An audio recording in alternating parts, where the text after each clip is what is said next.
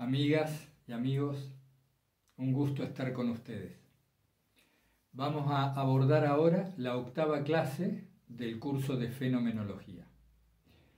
Después de la 10ª clase, vamos a considerar todo lo anterior como primer módulo y ahí vamos a hacer una revisión entre todos, de ser posible o entre aquellos que puedan, de manera virtual. Vamos a hacer una reunión virtual solo entre aquellos interesados en la fenomenología. Quienes no puedan participar, igualmente vamos a hacer algún tipo de síntesis o resumen para poder enviar. Esto es para que ya en la segunda parte vamos a tener una mayor profundidad en los temas, abordando aspectos mucho más prácticos para nuestra vida cotidiana, que a mí me han sido muy útiles, pero que van a ser difíciles de llevar a la práctica si no tenemos bien comprendido lo anterior, es decir, estas clases que serían el primer módulo, de la 1 a la 10. En esta, que sería la 8ª, vamos a tratar varios temas surgidos, la mayoría de ellos, de los correos que ustedes me hacen llegar, los cuales les agradezco mucho porque me dan una pauta, una norma, una orientación para poder organizar las clases en base a sus necesidades, a las cosas que todavía no se han comprendido bien o que requieren mayor profundización. En el caso de esta clase vamos a ver 1, 2, 3, 4, 5, 6, 7 temas, básicamente. Empecemos por el primero. Es importante, se me decía ayer o antes de ayer: Mario, me encuentro con que me gusta la fenomenología, muchos de los contenidos que se explican me despiertan curiosidad, deseos de investigar, llego a comprensiones que antes no había tenido, pero sin embargo, a veces siento un desánimo, porque empiezo a descubrir mecanismos que yo atribuía a mi voluntad o a ciertos atributos personales, que ahora reconozco no son así. Entonces tiendo, o hay una parte de mí que tiende a deprimirse un poco, a perder el ánimo. Yo agradezco mucho este comentario, esta conversación, porque puede ser que también les pase a algunos otros participantes, y efectivamente así me pasó a mí al principio cuando recibí este tipo de información y cuando la pude ir verificando en mi propio funcionamiento orgánico. Lo primero que nos pasa es precisamente esto, como el ejemplo que les daba en alguna clase anterior. Cuando hemos creído que tal o cual acción la estamos llevando adelante porque estamos cultivando nuestra bondad, porque nos estamos volviendo más humildes, porque hemos empezado a servir mejor al Señor, etcétera, etcétera. Yo les comentaba que en mi caso había un anhelo de santidad en algún momento, como ustedes habrán tenido también. Y entonces uno después viene a descubrir que aquel acto sacrificado, que aquel acto de bondad, etcétera, en realidad respondía a un mecanismo, como era mi caso, en el cual buscaba mejorar mi autoimagen, la imagen de sí, porque esto me da una sensación placentera en todo el cuerpo, sentirme cada vez mejor cristiano, cada vez más cerca de Dios. Y entonces, claro, cuando empecé a ver los mecanismos y dije que yo en realidad no estaba haciendo por el enfermo, no estaba haciendo las cosas para el bien del paciente, aunque le hiciera bien, sino que estaba alimentando mi autoimagen, uno entra en una especie de depresión, de desánimo. Entonces, ¿cómo es este tema? ¿Cuál sería el propósito de venir a mostrarles a ustedes estos mecanismos, estos fenómenos, y que finalmente nos quedáramos todos un poco deprimidos o que cayéramos en el nihilismo? Entonces este hermano que conversaba conmigo también me decía, ¿cómo es la relación entre esto que vemos en fenomenología y lo espiritual? porque es cierto que dijimos, vamos a hacer épogée, vamos a dejar de lado lo religioso, lo espiritual y vamos a centrarnos en los fenómenos del psiquismo. Es verdad. Pero no quita que respondemos a esta consulta y tratemos de vincular más explícitamente lo psicológico con lo espiritual. Los fenómenos del psiquismo vienen a ser la base, el cimiento, el ámbito, el ambiente en el cual va a crecer lo espiritual. Lo espiritual no crece en el aire, digamos. Crece a partir del cuerpo y de la mente, porque el nous, la parte más espiritual de nuestra alma, o de psique, el nous se asienta en cuerpo y mente. No es una entidad que está volando por acá alrededor nuestro. Está totalmente vinculada a nuestra carne y a nuestra mente. Entonces, nosotros tenemos que comprender los mecanismos automáticos, dijimos al principio del curso, que condicionan nuestra conducta y nos hacen hacer el mal que no queremos hacer y que nos impiden estos mecanismos hacer el bien que sí queremos hacer. Tenemos que conocerlos bien para a partir de ahí descubrir la posibilidad de la libertad y cómo hacemos para que esta libertad sea ejercida por nosotros en función del crecimiento espiritual, del acercamiento a Dios, de la búsqueda de la verdad. Como decía Edith Stein, Sor Benedicta de la Cruz, la verdad es Dios. Quien busca la verdad, busca a Dios, lo sepa o no lo sepa. Entonces, en la primera etapa es necesario conocer la verdad acerca de nosotros mismos y de los mecanismos automáticos que regulan el funcionamiento de cuerpo y mente, porque allí no está la libertad, allí no está la espiritualidad. La espiritualidad nace a partir de cierta madurez psicológica en la cual asumimos lo que nos está pasando automáticamente, reflejamente, sin nosotros quererlo. A partir de ahí empieza a aparecer una libertad que se funda en el conocimiento de esto que sucede. Yo tomé nota y me preguntaba también este hermano, pero entonces aquella actividad que yo hice creyendo que la hacía por otro, cuando en realidad la hacía por mí mismo, ¿carece de sentido? ¿No tuvo sentido? Al contrario, sí tuvo sentido, porque todo esto forma parte del plan de Dios. Vuelvo al ejemplo personal, porque es el que tengo a mano.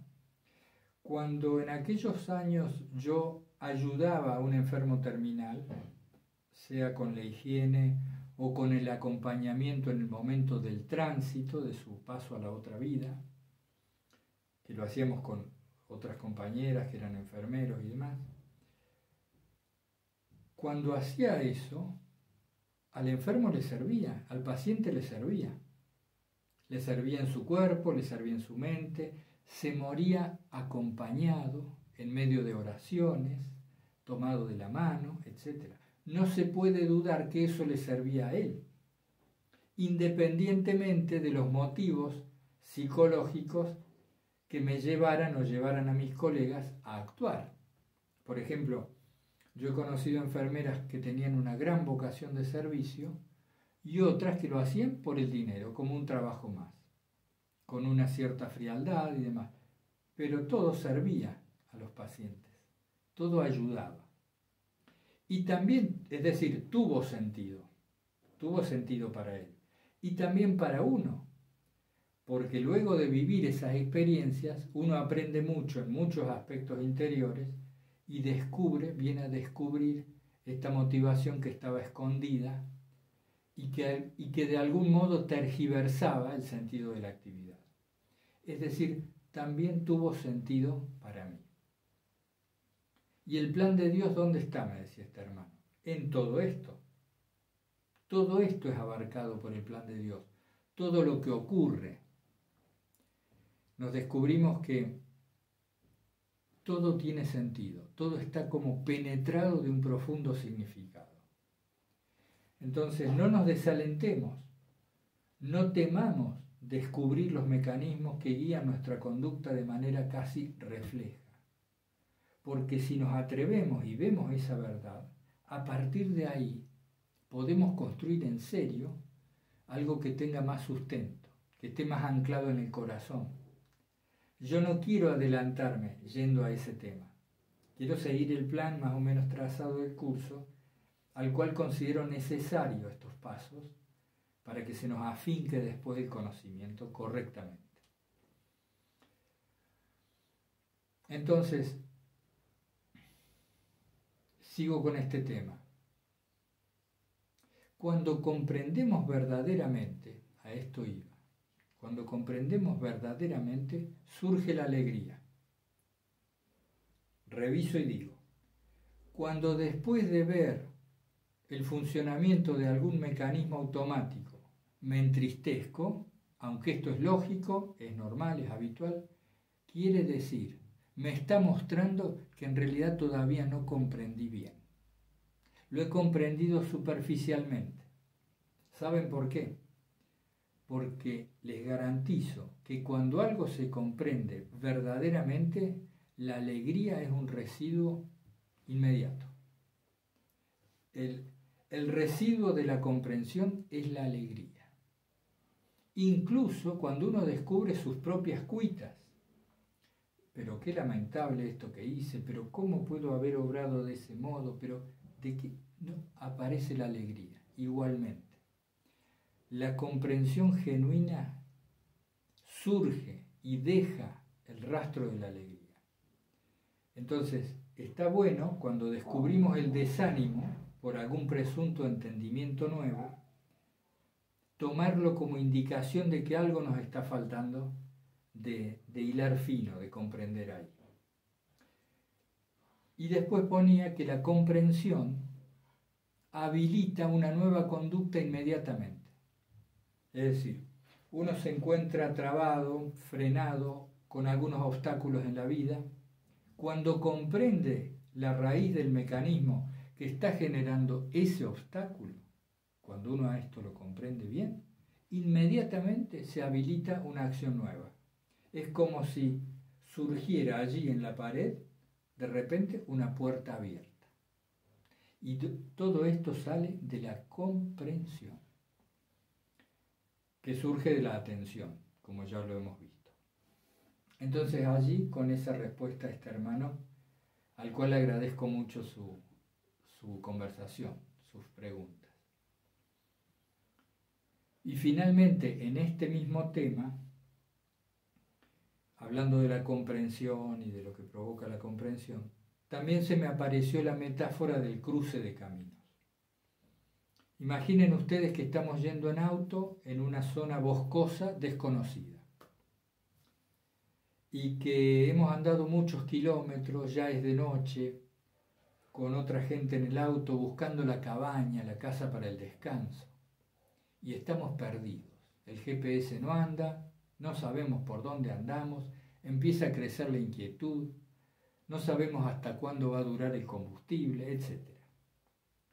Y de repente llegamos a un cruce de caminos y descubrimos que estábamos muy mal orientados, que en realidad los últimos 70 kilómetros han sido hechos en dirección contraria.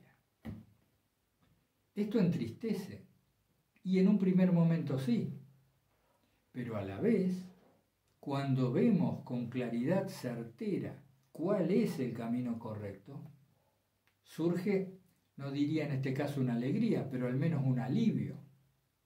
Ya sé cuál es el camino correcto. Esto es lo que provoca la comprensión. La sorpresa y el abatimiento inicial de saber que veníamos caminando por donde no era, y el alivio y la consecuente alegría de tener ahora la certeza de que por acá sí. A eso me refiero cuando hablo de comprender. Para lo cual vamos deconstruyendo. Es como si volviéramos a desandar, ¿no?, un poco el camino que hemos hecho hasta ahora. Vamos a hablar ahora un poco de el núcleo de ensueño, lo que se ha dado en llamar en psicología evolutiva fenomenológica el núcleo de ensueño. Y a la vez, antes vamos a repasar un poquito a qué nos referimos cuando hablamos de ensueños secundarios o ensueños cotidianos.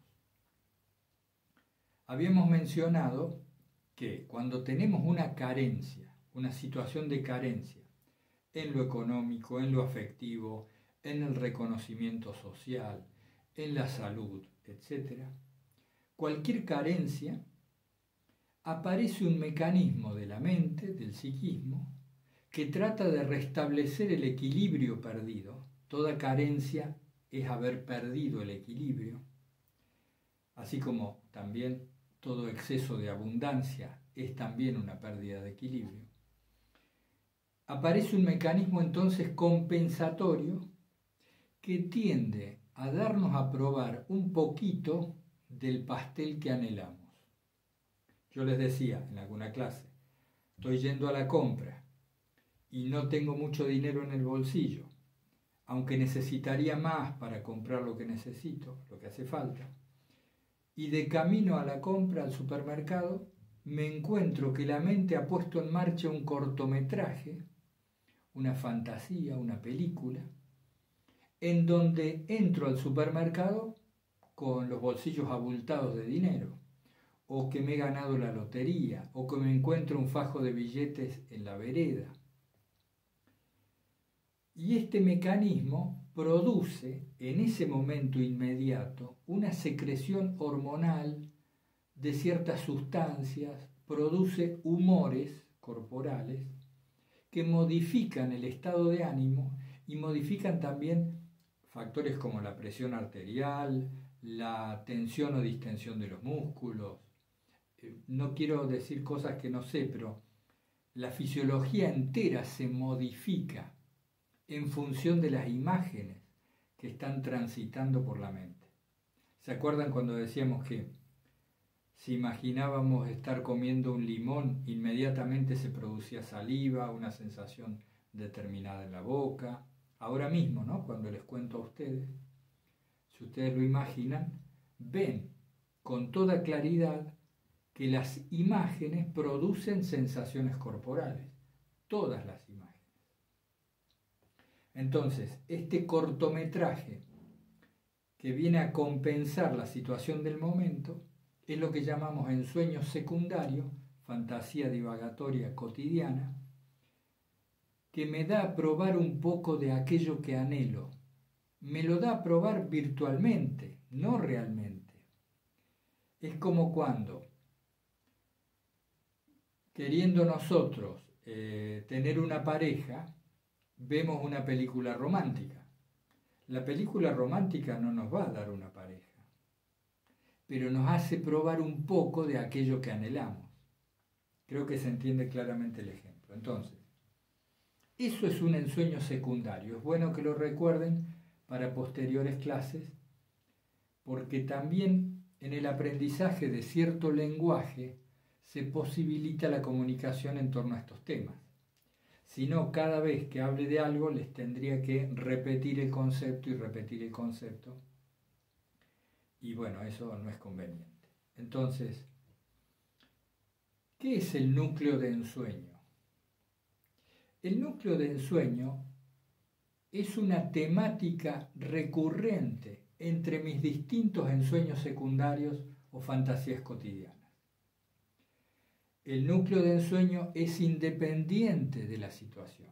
Si tengo dinero, si tengo pareja o no tengo, si tengo salud o no la tengo, si tengo reconocimiento social o no, es independiente. En torno al final de la adolescencia, ya se configura un fuerte núcleo de ensueño en todos nosotros como mecanismo compensatorio de una carencia integral. Como mecanismo compensatorio de una carencia integral. Lo digamos de otro modo. Vamos a suponer, a los 15 años, la situación de tal persona es determinada de este modo, en la familia, en el trabajo, en el estudio, en lo que sea. el organismo ya tiene un saldo en esos primeros 15 años aproximadamente, según ha sido la infancia, según está siendo la adolescencia, ya tiene, es como si hubiera un órgano en la mente que comprende lo que nos pasa, comprende lo que nos está faltando, pero no ese día, sino en toda la biografía previa. Es como si sacara una foto y dice, ya sé por dónde nos aprieta el zapato. Por ejemplo, si una persona es de muy corta estatura, ustedes saben que esta cultura, al menos la occidental en la cual vivimos, vaya a saber por qué, será tema de alguna otra charla, vaya a saber por qué se le ha puesto que la gente de cierta medida para arriba es una persona alta, y eso está mejor que ser una persona de cuerpo de menor estatura, una persona baja. La cultura occidental en eso es muy clara. Tiene ese canon de belleza, ese canon estético. Dicen, yo he escuchado decir, es una persona apuesta, muy alto, por ejemplo, ¿no? Como si una persona baja no pudiera ser apuesta. Entonces, supongamos, hay una persona de muy corta estatura y tiene 15 años. Y va al colegio secundario y se encuentra que sus compañeras, todas en general, miden 10 centímetros más que ella. Esto le genera una carencia permanente, permanente. Además, a raíz de este valor cultural, no suele ser la chica más requerida por los muchachos, la más admirada, la más cortejada. Está más bien dejada de lado. Esto también constituye una carencia y queda grabada. Y así, imaginen, para no abundar excesivamente en un ejemplo. Entonces se le configura a esta persona un núcleo de ensueño que va vinculando todas las carencias y constituye un eje temático recurrente. Es decir, todas las películas, todos los cortometrajes, los ensueños secundarios de esta persona van a tener un sabor, un aroma en común. Más allá que un día se esté fantaseando que gana la lotería, que se casa o que se va de vacaciones a Suiza. Independientemente de esa temática particular, hay un sabor general, un trasfondo de todas las fantasías. Eso se llama núcleo de ensueño. Entonces algunas personas, por darle una denominación, tienen el núcleo de ensueño de ser un héroe, salvadores de los demás. Otros tienen núcleos de ensueño diferentes, muy diferentes. Pero quería que quede claro la diferencia entre ensueño secundario y entre núcleo de ensueño. Este núcleo de ensueño va a ser muy importante en los estudios posteriores de fenomenología que realicemos, porque viene a configurar el arquetipo raíz, el arquetipo base, que está modelando nuestros modelos de conducta. ¿Se acuerdan que el otro día hablábamos de los modelos de conducta y de la decisiva influencia que esto tiene? Bueno, el modelo de conducta está hecho con la arcilla del núcleo de ensueño. El modelo de conducta está hecho para compensar casi perfectamente nuestras carencias estructurales, es decir, para resolver el núcleo de ensueño. Cuando esa persona, a los 40 o 50 años, por alguna razón o circunstancia, ha logrado recuperar el equilibrio que su corta estatura le había dejado, cuando logra recuperar ese equilibrio, se modifica el núcleo de ensueño. Y entonces, las 3 décadas que le quedan de vida, por ejemplo, las vive con otra orientación. Se dice que hay un núcleo de ensueño propio de la infancia, otro de la adolescencia y juventud, que se extiende hasta bien entrada la edad adulta, y que pueden haber otros núcleos de ensueño si es que estos se han superado previamente. Entonces nosotros no estamos diciendo que hay que superar el núcleo, que hay que equilibrarlo, no. Estamos diciendo lo que es. en sueño secundario y qué es un núcleo de ensueño. Yo los invito a que ustedes piensen un momento, unos minutos, cuando puedan, acerca de qué es lo recurrente en todas las fantasías que tienen. ¿Qué es ese sabor y esa temática tan mía, que parece tan propia, que está siempre de fondo en todas mis películas mentales? Bien, eso es el núcleo de ensueño. A ver si me queda algo. Sí, algo muy importante con este tema. También a raíz de lo hablado con el hermano hace unas horas. Es decir, que la orientación de la vida está guiada por el núcleo de ensueño, que viene a juntar en sí todos los mecanismos automáticos. La memoria, la imaginación, el modo en que percibimos el mundo, los niveles de conciencia, los centros de respuesta. Todo eso lo reúne el núcleo de ensueño y lo va digitando, lo va manejando. Pero resulta que dentro del núcleo de ensueño, totalmente oscurecido y velado por esta cantidad de carencias e imágenes compensatorias, dentro del núcleo de ensueño está también la semilla de nuestra vocación. La vocación, ese llamado inherente que Dios nos hace particularísimamente a cada uno de nosotros. Eso que nos hace más individuales. Eso que nos es propio como persona. La vocación, el talento particular, el plan de Dios para ti está escondido, tapado por el núcleo de ensueño, pero está ahí. Quiero decir con esto que el núcleo de ensueño también tiene importancia, porque detrás de toda la parafernalia, los adornos, los maquillajes que tienen las fantasías, ahí adentro, en un punto de la película, se manifiesta la vocación, el plan de Dios para nosotros. Y esto es muy interesante. Entonces, ¿cómo sacar la hojarasca? ¿Cómo despejar el asunto para encontrar ahí lo que Dios guardó en secreto en nuestro corazón? Es muy, muy bueno ese tema. Y lo vamos a tratar porque es parte importante del curso. Y en realidad hemos venido trayendo agua a este molino, a este estanque, porque queremos develar lo que está dentro del núcleo de ensueño de cada uno. Entonces, con otra persona que conoce un poco de estos temas, conversábamos. ¿Y cómo se hace entonces para saber en ese núcleo de ensueño qué es lo que responde a las carencias psicológicas que son atendibles pero que no son decisivas en la vida?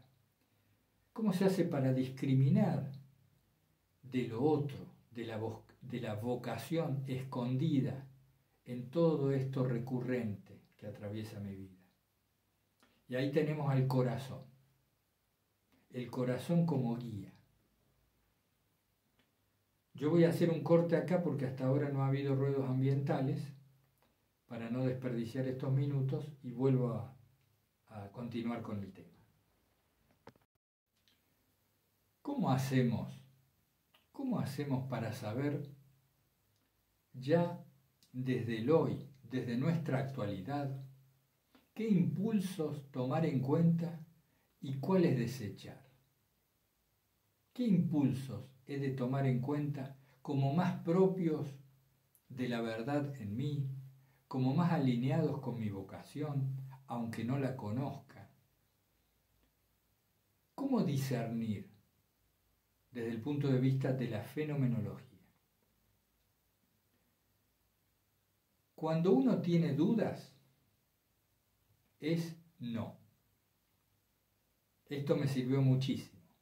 Cuando uno tiene dudas, quiere decir que no. Entonces, ante una alternativa cualquiera, esto es eminentemente práctico, muy práctico. Ante una alternativa cualquiera, no sé si hacer esto o esto otro. Y no sé, y me debato, y voy y vengo.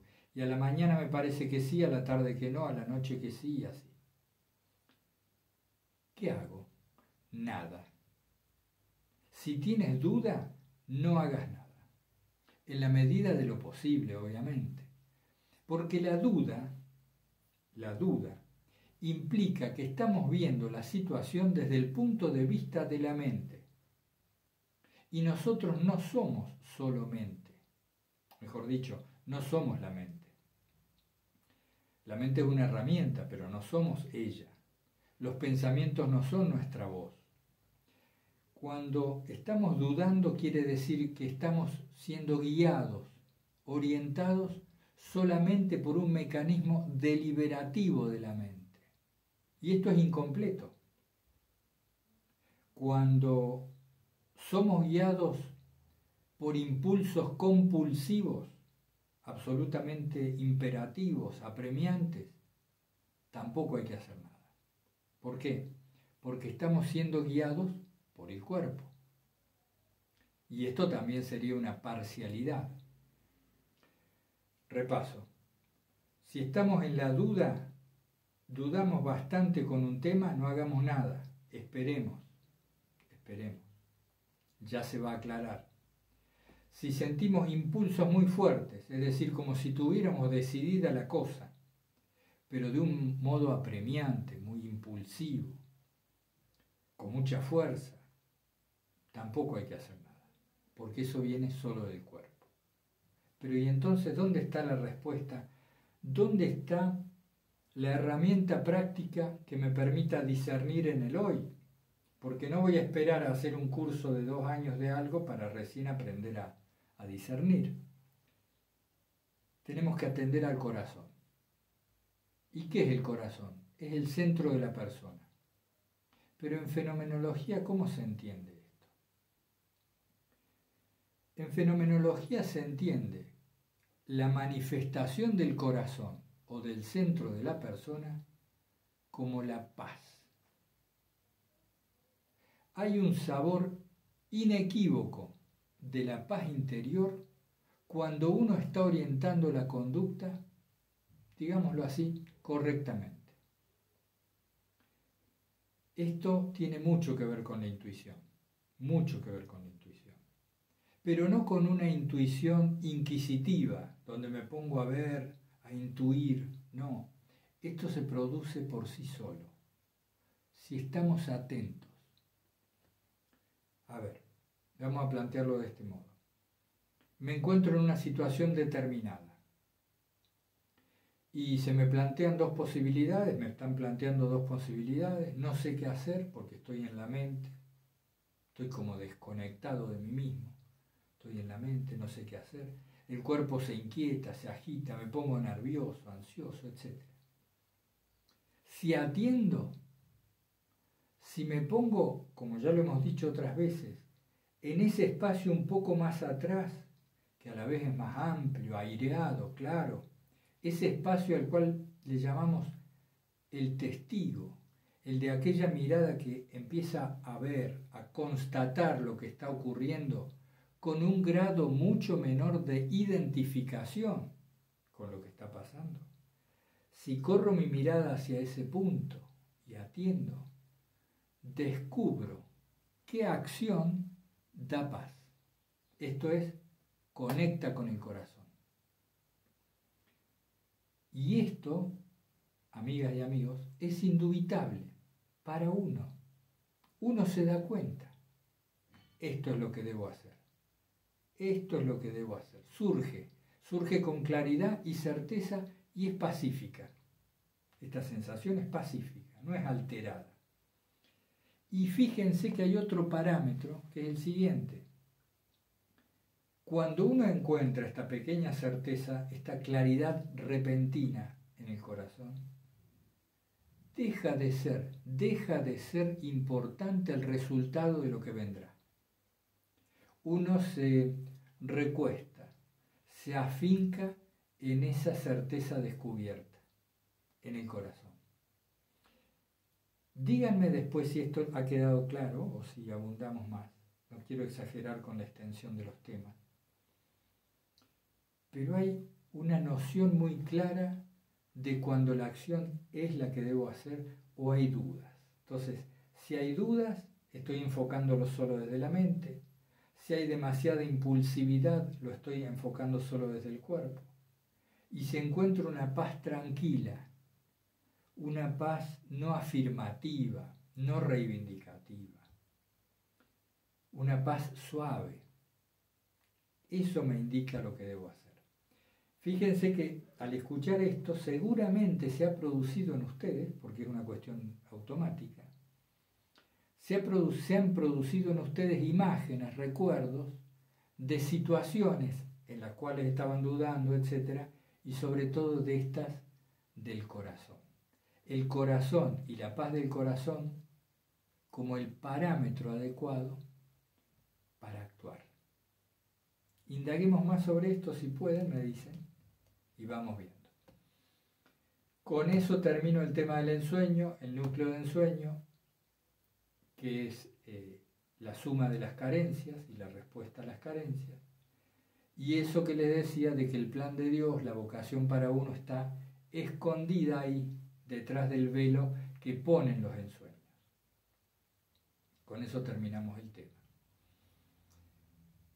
Quisiera hablarles ahora también del tema de las resistencias. Nosotros encontramos en nuestro día a día multitud de resistencias en el camino de lo que hemos emprendido, de lo que queremos hacer.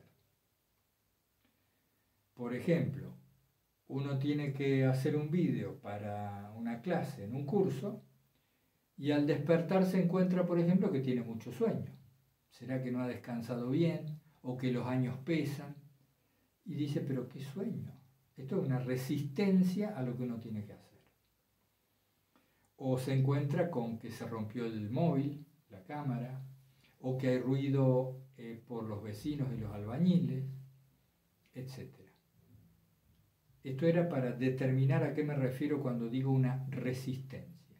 Viene un camino trazado de acción y se cruza uno con resistencias. En fenomenología se ha descubierto algo muy simple que es lo siguiente. Creo que se lo mencioné de paso en otro vídeo. Cuando se supera una resistencia, uno cuenta con su propia fuerza más la fuerza de la resistencia que ha vencido. Y este es un pequeño secreto, por decir así, de muchísima utilidad en la vida cotidiana.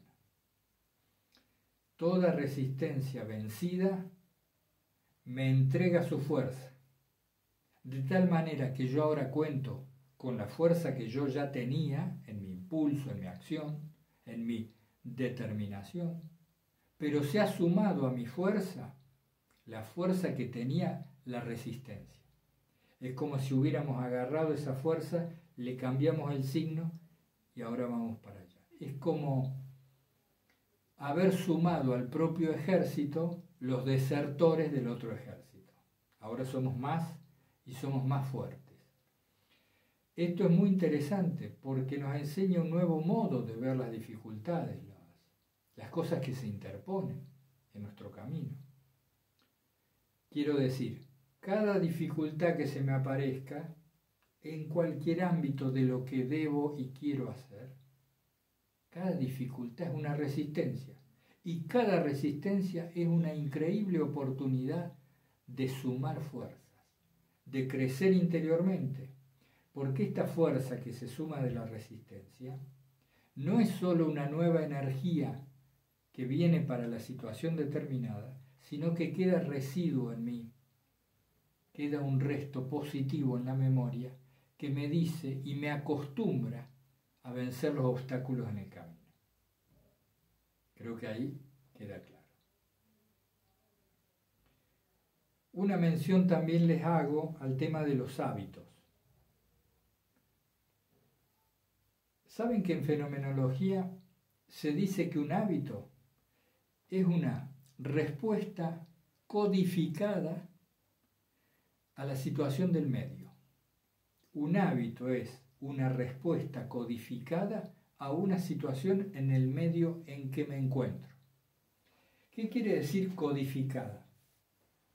que es una respuesta que ya se ha almacenado en nuestra memoria y el organismo ha decidido que es una respuesta útil. Ya la tiene en un kit, en el maletín de soluciones. Un hábito es una herramienta dentro de un maletín de soluciones, entre comillas, que el organismo tiene a mano. Hay situaciones donde los hábitos no sirven. Entonces ya se pone el organismo a elaborar una respuesta nueva. Se pone a indagar más, a explorar posibles salidas de la situación. Pero en general, la vida cotidiana está llena de estas respuestas, hábitos, que han sido generados para dar respuesta al medio determinado en que nos estamos desarrollando. Pero ¿qué pasa? Estos hábitos quedan muy fuertemente grabados por su frecuente repetición, por usarlos mucho, y después la situación cambia. Aquella situación en que yo empecé a desplegar tal hábito, a ejercer tal hábito, ya cambió la situación. Pero sin embargo el hábito sigue. Y se empieza a inadecuar, empieza a ser inadecuado el hábito a la nueva situación. Y ahí tenemos, por ejemplo, el caso de las adicciones, donde ya empiezan a ser opresivas, hábitos opresivos, que no vienen a cuento de la situación que vivimos. Les quería hacer mención a este tema de los hábitos sin extenderme mucho, porque los hábitos generan inercia, y esa inercia, mientras más tiempo lleve actuando, más difícil es de eliminar, de contravenir, de modificarla.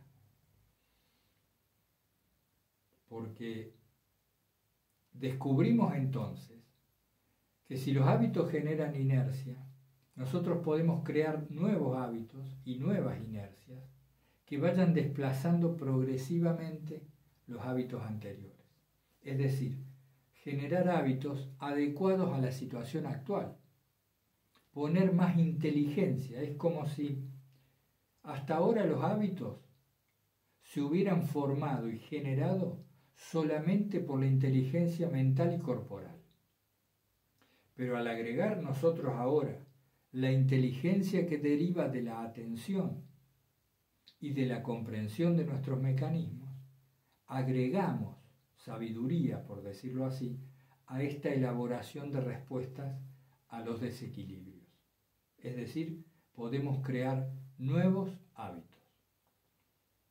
Un ejercicio que les sugiero, para quien guste hacerlo, es que hagan una lista de 5, 6, 10 hábitos que ustedes vean que son muy recurrentes, muy frecuentes, positivos y negativos, pero hagan el listado.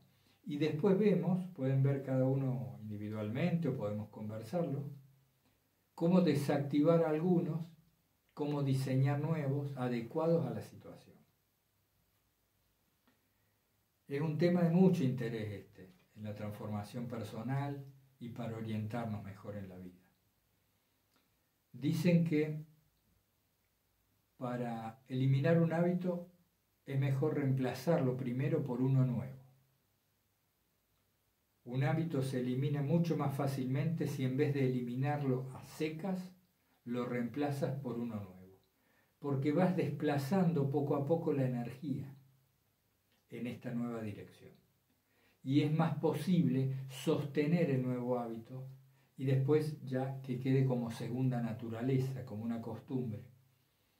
Como puede ser, por ejemplo, el hábito de hacer oración al despertar, el hábito de meditar en silencio, o tantos otros, como puede ser el de bañarse todos los días, salir a caminar, etc.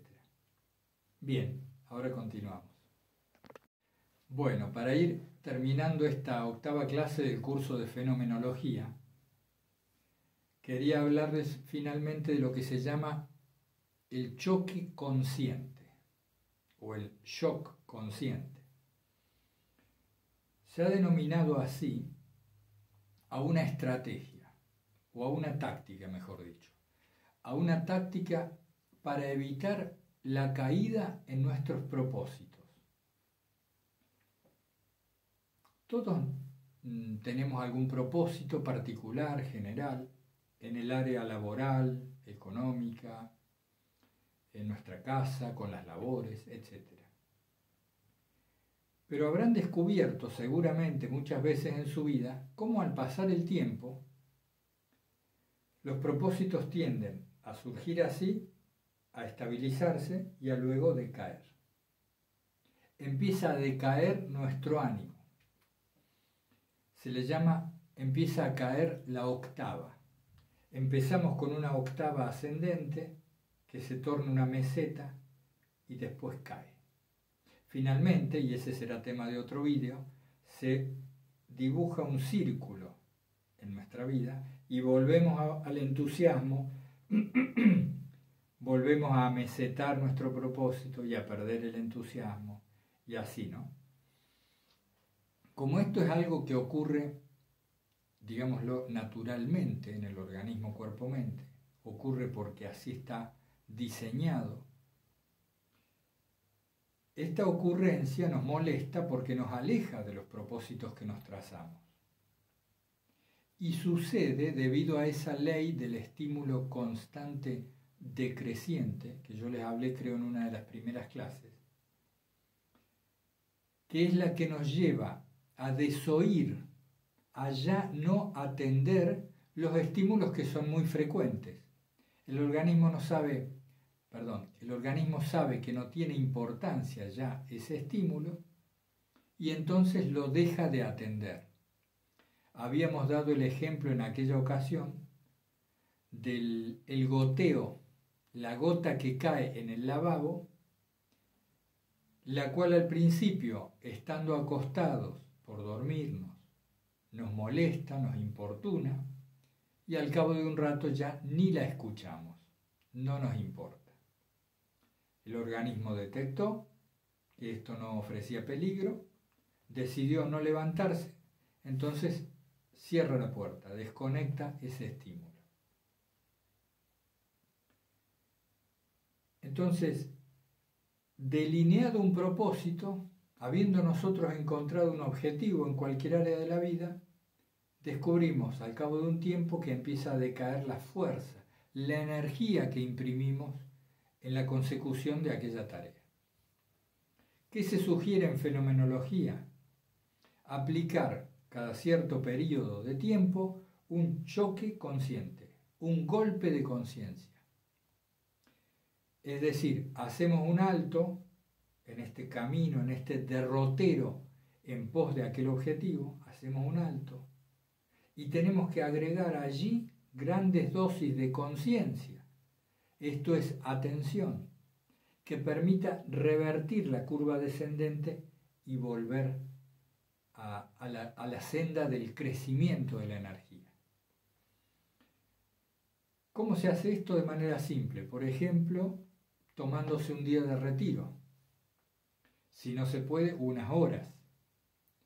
O uno se toma un rato y hace una serie de reflexiones en torno a lo que va trabajando en esa tarea, lo cerca o lejos que está del objetivo. Es decir, hace falta introducir conciencia, esto es, atención, para que se invierta la curva descendente. Las estrategias para modificar esto pueden ser las que ustedes quieran, pero tenemos que darnos cuenta que es el método de introducir un factor atencional que hasta ahora se va perdiendo. ¿Qué otra forma recuerdo así muy a la mano rápidamente para dar choques conscientes? Por ejemplo, me junto con un amigo expresamente y le digo, mira, te quiero contar lo que vengo haciendo en función de este objetivo para que me des tu feedback, me des un retorno, comentemos y este diálogo me enriquece. Entonces finalmente yo salgo de esta charla fortalecido nuevamente en mi propósito. Es un tema menor, pero quería tratarlo porque viene a cuento de futuras clases Y yo quiero ir como dejando todas las piezas en su lugar para después armar bien el rompecabezas en torno a la 10ª clase al final del primer módulo. Finalmente, quiero volver sobre el tema de la libertad, que he mencionado varias veces en estos vídeos como la posibilidad de la libertad. De a poquito quiero ir tocando este tema de la libertad, es como si fuéramos desplegándolo de a poco. La libertad requiere de ser consciente, es decir, quien está inconsciente no tiene libertad, y quien está inconsciente de que está haciendo tal cosa, tampoco la tiene. Esa acción se está ejecutando sin conocimiento del que la ejecuta, está desatento. El clásico ejemplo es la distracción. Muevo la mano para allá, tiro una botella, tiro un vaso, inconscientemente, lo hice sin querer, no me daba cuenta, no había atención. En la inconsciencia no hay libertad. Yo no fui libre, no tuve la opción de decidir si empujaba el vaso o no lo empujaba. Sucedió por mi inconsciencia. A medida que empezamos a poner atención, empieza a crecer aparentemente nuestra libertad, pero también descubrimos, aunque vemos los automatismos, que muchos de ellos son inmodificables. Estoy atento, pongo atención y sin embargo las cosas siguen ocurriendo. Ahí tampoco hay libertad, no tengo manejo. Pero ¿y entonces cuál es la posibilidad de la libertad? Sabemos que la conciencia de lo que se está haciendo en el momento presente aumenta en algún grado la libertad. Eso tenemos experiencia todos. Sabemos también que la atención con la que hacemos cada cosa nos empieza a permitir alguna elección. Hasta ahí llegamos hasta ahora. Pero nuestra verdadera libertad pareciera como posibilidad desplegarse cuando empezamos a actuar conforme a nuestra verdadera naturaleza. ¿Qué ejemplo se me viene al caso? Vamos a decirlo, es muy difícil encontrar ejemplos en este tema, pero por ejemplo, ¿dónde empezaría la libertad de un auto? Por supuesto ustedes me van a decir el auto no tiene libertad, y no, claro que no. Pero la libertad de un auto empezaría en el momento en que se pone en marcha y empieza a servirle a su dueño, a su propietario, a servirle para ir por el camino. Es decir, la verdadera naturaleza del vehículo, del auto, ¿cuál es? Marchar, encender el motor y servir de vehículo para las personas. Creo que se entiende el ejemplo. La libertad de un perro, de un gato, ¿dónde empieza? En el momento en que los dejamos ser lo que son. Lo dejo torear al perro, lo dejo rascarse, lo dejo lamerse, lo dejo mimarme. Allí aparece la libertad. Entonces, nuestra libertad parece, en posteriores vídeos se irá fundamentando esto poco a poco, la verdadera libertad parece aparecer en la medida en que nosotros nos conformamos, es decir, nos alineamos, nos hacemos uno con la forma original que tenemos. Es como si fuera que actualmente estamos desdibujados, tergiversados. Es como si no vivimos auténticamente como somos. Y esto nos impide la posibilidad de la libertad. Entonces hago una nueva mención al tema, profundizando nada más un poquito. Conformar nuestra vida a nuestra verdadera naturaleza da la posibilidad de la libertad. ¿Y cómo hacemos para conformar nuestra vida a nuestro modo propio, a la naturaleza genuina, auténtica y original de cada uno de nosotros. Y primero tenemos que conocer todo aquello que no es nuestra verdadera naturaleza. Conocer todo aquello que no es nuestra verdadera naturaleza. Y eso es lo que estamos intentando hacer en este curso de fenomenología. Vamos viendo fenómeno a fenómeno y ejercitando alguna que otra práctica para ir verificando cuán lejos estamos del hombre auténtico, del hombre auténtico. Bueno, eso es todo por hoy. Ya saben que estamos a disposición para consultas, intercambios, aportes. Preferentemente les pido por el WhatsApp antes que por el correo porque se me llena muchísimo la casilla de correo de todo tipo de cosas. Entonces me es mucho más difícil discriminar los mensajes. Pero bueno, igualmente, si no pueden, por correo o por los comentarios del blog, ojalá, porque eso ayuda también a los demás. Bueno, les mando un abrazo grande y que Jesucristo nos acompañe para darnos cuenta de cuál es la libertad que tenemos. Gracias.